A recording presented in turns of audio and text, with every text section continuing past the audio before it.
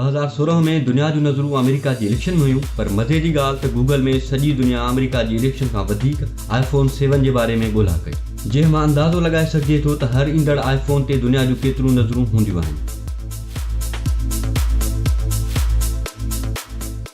iPhone 7 जो ऐलान सितंबर 2016 ईस्वी में कयो वियो ऐं ईंदड़ iPhone 8 पिणु सितंबर 2017 में अचण जा इम्कान आहिनि, छो त गुज़िरियल 7 सालनि खां एप्पल हर साल सितंबर में नई iPhone जो मॉडल मार्केट में आणींदी आहे।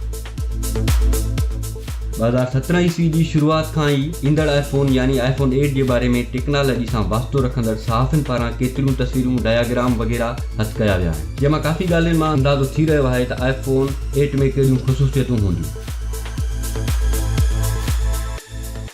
पहिरीं iPhone यानी iPhone 4 एप्पल जे मालिक स्टीव जॉब्स 2007 ईस्वी में मुतारिफ़ करायो हो। अहिड़ी रीति हिन साल ईंदड़ iPhone खे माहिर iPhone जी 10हीं सालगिरह कोठे रहिया आहिनि। उमेद करे रहिया आहिनि त नओं iPhone हिन वक़्तु मौजूदा iPhone खां काफ़ी मुख़्तलिफ़ हूंदो, छो त गुज़िरियल साल एप्पल पारां मुतारिफ़ करायल iPhone 7 15 ईस्वी में ईंदड़ iPhone 6 खां घणो मुख़्तलिफ़ न हो।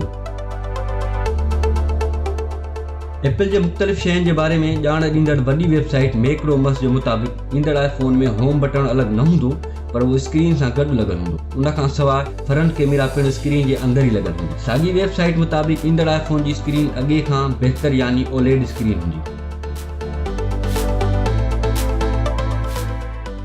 ईंदड़ iPhone जे बारे में हिन वक़्त ताईं मैसर ॼाण मूजिबि नओं iPhone सैमसंग जी गैलेक्सी मोबाइल जी एज डिस्प्ले हूंदो ऐं iPhone जे पोयां गिलास पिणु लॻल हूंदो, जेको हिन खां अॻु iPhone 4 में मुतारिफ़ करायो वियो।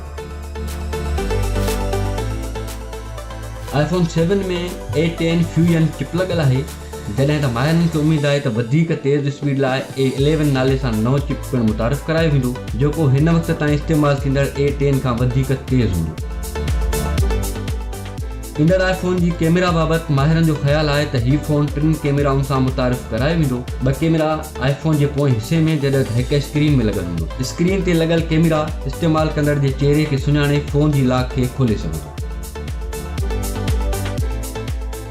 चाइना जी हिकु वेबसाइट मुताबिक़ जीअं त होम बटन खे ख़तमु करे स्क्रीन जे अंदरि लॻायो वियो आहे, उन लाइ ईंदड़ iPhone में फिंगरप्रिंट गूगल पिक्सल जी पोएं तरफ़ लॻायो वेंदो। उन खां सवाइ जेकी ॼाण हिन वक़्त ताईं शाया थी चुकी आहे, उन मुताबिक़ नओं iPhone तार जे बग़ैर चार्ज कयो वेंदो ऐं बग़ैर वायर वारा हेडफोन पिणु नए iPhone सां गॾु ईंदा। तोड़े जो iPhone 8 जे अचण में अञा 4 महीननि जो वक़्तु आहे, पर हीअ ॼाण हिन वक़्त ताईं मुख़्तलिफ़ वेबसाइट में जारी कई वई आहे। ॾिसणो उहो आहे त iPhone जी 10 साला सालगिरह जे मौक़े ते एप्पल पारां कहिड़ा नवां रंग नई iPhone में शामिल कया वञनि था।